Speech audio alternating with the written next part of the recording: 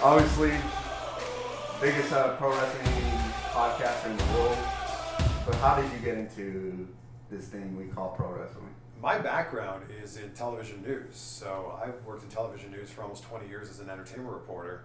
And under the umbrella of entertainment news, you got actors and comedians and directors, but pro wrestling also falls under that umbrella. So for me, it started when I was working in TV early on in my career, and WWE happened to be in town. And I asked my boss, could we do an interview with a WWE superstar? She said, sure, we've done that before. And I was like, oh my gosh, it's my two passions coming together, broadcasting and wrestling. And I'm gonna get paid to talk to a wrestler. This is crazy. So that's where it all began for me. And who did you end up talking to? It was Bobby Lashley. He was the ECW champion at the time. And I challenged him to a wrestling match, an impromptu wrestling match. And he's like, yeah, okay, kid, you better have some backup. It made for a fun moment on TV, but that was my very first wrestling interview in 2007. And here we are nearly 20 years later. So obviously you were already a fan then, but when did the fandom really start for you? The Attitude Era is what got me hooked. And it was Austin, McMahon, the big storyline at that time. And I went from watching no wrestling to watching everything. WWE, WCW, ECW, like, I love it. And I'm one of those people that when I'm passionate about something, I dive all the way in. I don't check the depth of the water, I don't check the temperature of the water, I'm all the way in. And that was it. I went from watching no wrestling to watching absolutely everything. And I also started a backyard wrestling company with my friends at the time. So we're in high school. My backyard wrestling name was Chris Sharp. Sharp talking, sharp walking, sharp dressing. I was a heel. And from there, like, I wanted to be a pro wrestler. That was my dream. That was my goal. I went to wrestling school when I was in college. I was going to college for communication studies, so I kind of had to decide, was I going to focus on wrestling school or was I going to focus on school and getting my communication studies degree and taking that and hopefully working in broadcasting. That was the path that I took, and I'm so fortunate to have spent my whole career working in broadcasting, but I get to dip my toe back into wrestling every once in a while. Done a few moves in the ring, I've ring announced a few matches, but it's so cool that I get to do this. How beneficial do you think it was to do the stuff that you were doing in your backyard, doing some wrestling stuff, promos and stuff? How beneficial was that as you moved on with your career? I don't think that anything I did as a backyard wrestler like helped me in my career at all. That was just me being a mega super fan and wanting to do what I saw on TV and hoping that some of the moves that we were doing could lead me into like figuring out how to do it when I was training for real, but not at all. I will say though, going to wrestling school gave me a huge appreciation for what these men and women do in the ring. The first time you hit the ropes, like takes the wind out of you and you realize like it's a completely different world in there. And what I find so interesting about it is if you and I are watching a baseball game, chances are we've thrown a baseball. If we're watching a football game, we've thrown a football. If we're watching a basketball game, you've dribbled a basketball around. But if you're watching a pro wrestling match, the chances of you actually going into the ring and being in there are slim. And I feel really fortunate that I got to go in there, take some bumps, run the ropes, feel what it's like to be in that ring and have an incredible appreciation for it. Awesome. And do you feel that even though you say it didn't really help you in your career, but did it make you comfortable in the camera? So then when you became a reporter, you became a podcaster, you're comfortable doing all that stuff? I think it got me used to like seeing myself on camera. And I think that's a huge hurdle to get over when you first get into broadcasting is like, you see yourself on camera for the first time and you're like, oh, do I really like do that thing with my eyebrow or whatever? It's like hearing your voice on the voicemail for the first time. You're so not used to hearing that. So yeah, early on, seeing myself on like, we were filming on like VHS tapes, seeing myself on that, I think did help a little bit to kind of like just get comfortable on camera. Who are some of the pro wrestlers that really like inspired you like growing up? The Rock was my guy growing up. And I remember asking people questions, walking down the halls of my high school, just so I could shout, "It doesn't matter what you think!" Like that would be my whole thing. So heavily inspired by The Rock. I loved his charisma in and out of the ring. Stone Cold Steve Austin, one of the all-time greats. Kurt Angle and his athleticism. Triple H, especially when he was that game character, when he like transitioned into that character, Huge fan of his work that he did there. I had a Triple H poster on my wall growing up. So pretty amazing to fast forward all these years later, and I've had the chance to meet him several times. Obviously, you've gone to interview The Rock. What was that experience for you? Like, you growing up being a big Rock fan and getting to interview him? And I've interviewed The Rock 10 times. Not that I'm counting or anything. No, but it's been so amazing. Like, he was my guy that I looked up to growing up. And then fast forward all of these years later, and I got the opportunity to speak with him when he was promoting a few movies, and also when he was like doing Raw in Cleveland where I was living at the time. He's been amazing. And the last interview that I did with him really meant a lot to me because I had just found out that I was about to become a father. And I asked for his advice as a parent, and he could have given me some throwaway answer about like, oh, you know, get your sleep now, or make sure you get the onesies with a zipper on them, which is really good advice. But he really took a moment and like gave me some advice from his heart. And he saw that I was getting choked up saying the words out loud, I'm going to be a father, and he got up and he gave me a hug. And that just really speaks to who Dwayne Johnson is. And it wasn't just a soundbite that he was saying, it was like a moment that two dads were having, and that was a pretty great thing. And how has being a father like affected how you kind of go about your business? Being a father has changed everything in my life. That is now the focus of everything that I do. My daughter Logan, my son Cooper. I'm always taking the latest flight that I can out to wherever I'm doing it. I record all my interviews in person. I'm taking the first flight back whenever that happens to be, whether it's super early in the morning or a red eye, whatever it is. Nothing beats being able to spend time with them. So they are my focus, they are my world, and I'm the luckiest guy in the world to get to be a father with my beautiful wife Rachel and have these incredible children.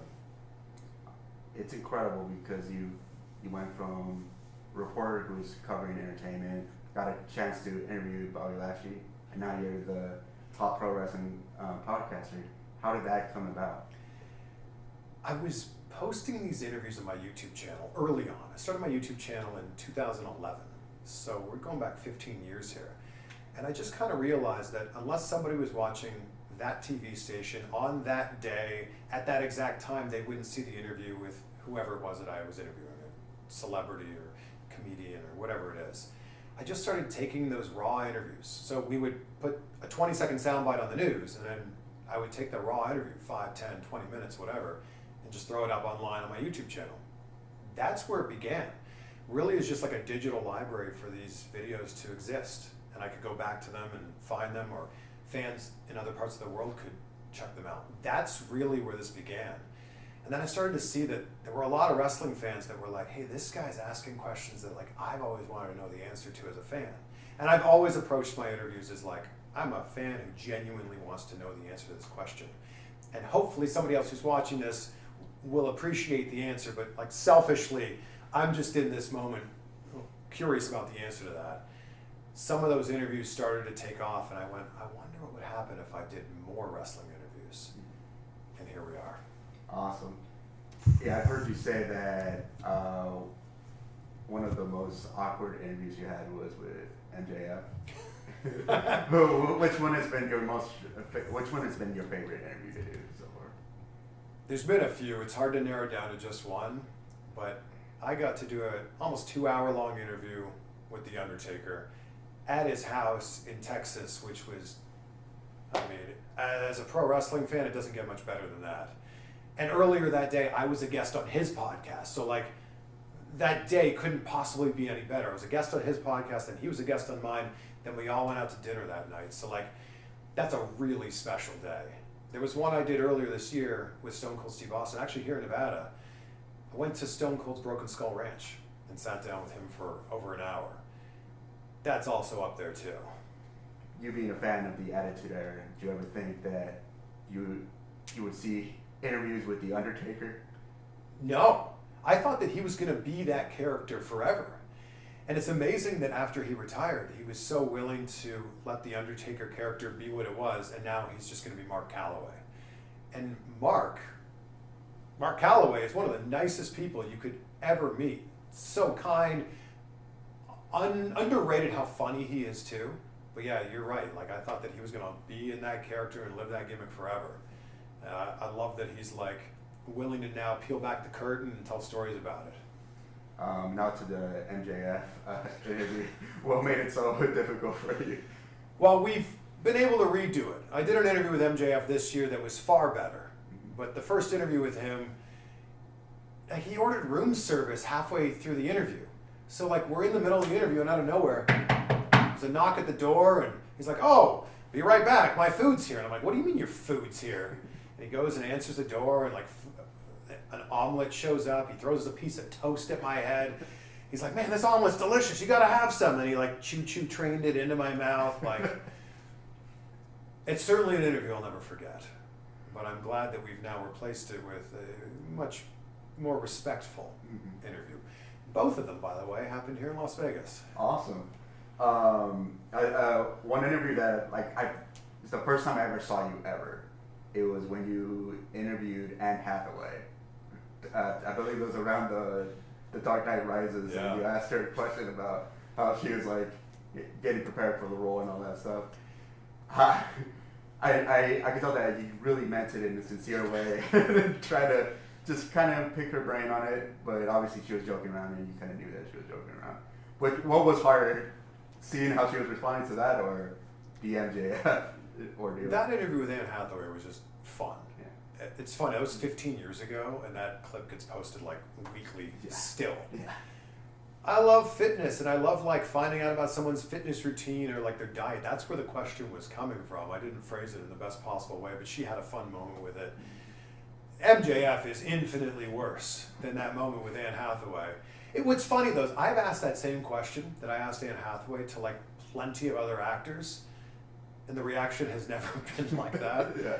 Also funny that she calls me a forward young man, and she's like 5 months older than me, like the same age. And it's such great moments that you've had, and obviously you've interviewed like so many great people. But when you think WrestleMania, you're thinking about WrestleMania moments. What are some of your favorite WrestleMania moments? My top WrestleMania moments, WrestleMania 18. The Rock versus Hulk Hogan. Toronto, I was there. It was my first ever WrestleMania that I attended. And I'm getting goosebumps just talking about it right now. That stare down at the start of the match is just beautiful. It's what wrestling is all about. And that's the match that I tell people, if you've never watched wrestling before, this is the one match I would tell you to watch to become a fan of wrestling. The fans tell the story without, like, they tell you exactly how you should feel in this match. It's an incredible match, and I can't believe I get to say that I was there live for it. What's great about that match is that Hogan was heel. I know. And then they had to flip it in the middle of the match. And there's a moment early on where they lock up, and Hogan powers down the Rock, and Rock falls. And the crowd erupts for Hogan, and he looks around like, "Oh, that's for me." Because he hadn't been getting cheered for years. He was a heel. And he certainly hadn't been getting those kind of cheers in maybe close to a decade. That moment's super special. So, that's my match for sure. I think another WrestleMania match for me is WrestleMania 25, HBK, Shawn Michaels versus The Undertaker. That's about as close to perfect a match that you could have. Amazing. You kind of talked a little bit about it. And you obviously hear the stereotypes with pro wrestling of like, "Oh, why are you watching that? It's the F word, blah, blah, blah." But if you were to show people wrestling matches to kind of get them to understand why people watch it, you obviously said Hogan and Rock, but what would be another match that you would show them? Well, I just think that argument's so stupid and archaic and outdated. Like, everything you watch on TV is scripted. Wrestling's scripted, and it's happening right in front of us with one take, and that's it. Even if you're not into pro wrestling, even if it's not your form of entertainment, I love this quote: "Don't yuck other people's yums." If other people are into it, if that's what they enjoy, then let them have it. Let them enjoy it. But it's the story of good versus evil in the ring, with some athleticism in there, with the surprise and the shock value. But if I'm going to list off, I'll give you 3 matches that I would tell to a wrestling fan that these are the matches you should watch to become a fan. Rock versus Hogan, WrestleMania 18. Shawn Michaels versus Undertaker, WrestleMania 25. And I'm going to throw you a curveball here and give you one from TNA because I love TNA and I love this match. It's Unbreakable 2005, Samoa Joe, AJ Styles, and Christopher Daniels. What a match. Great match. And it just shows like the athleticism and like they were doing things in there I didn't even know people were capable of doing. Yeah, for me, it's always I think Rock Hogan's a great one because it kind of shows just what exactly sports entertainment is. Yeah. And then another one for me is Mankind and Undertaker. Oh, Hell in yeah. a Cell. Because that's a great moment to be like, you think this is fake? Yeah. That man just got thrown 20 feet. There's no off. faking this. No. And then you tell them the story of like, oh yeah, the match was supposed to be over. Yeah. And then he fought his way away from everyone, climbed the cell, and they weren't even supposed to go back up on the cell. Mm-hmm. He wasn't supposed to fall through the cell. Wasn't supposed to have the chair fall on his face and his tooth come out his nose. Exactly. Wild. And then I think another one you can say nowadays is the ending of 40. Yeah. It's WWN game. Yeah. Tells a story of like 3 decades of pro wrestling, if not more. That's a great match to show to a new fan. And that's also, I think, a match that a lot of new fans came in on. Mm-hmm. WrestleMania 40 and the ending of that is Fantastic. amazing. 2 years in a row in Las Vegas. I know you told me in the past that once the Super Bowl came to Las Vegas, WrestleMania wouldn't be far behind. Yeah. What are your thoughts on 2 years in a row, and what's your excitement for another Mania? I don't have to tell you this. You know that Las Vegas is the entertainment capital of the world. I think that Mania in Vegas makes so much sense. I love that everything is on the strip. Everything is it's either walkable or it's a 10 to 15 minute drive away max. It makes sense. This is also one of those cities that people want to come to and they kind of need an excuse to come here, whether it's WrestleMania, Super Bowl, a concert, bachelor party, whatever it is. There's really no better reason to come to Las Vegas if you're a wrestling fan than WrestleMania.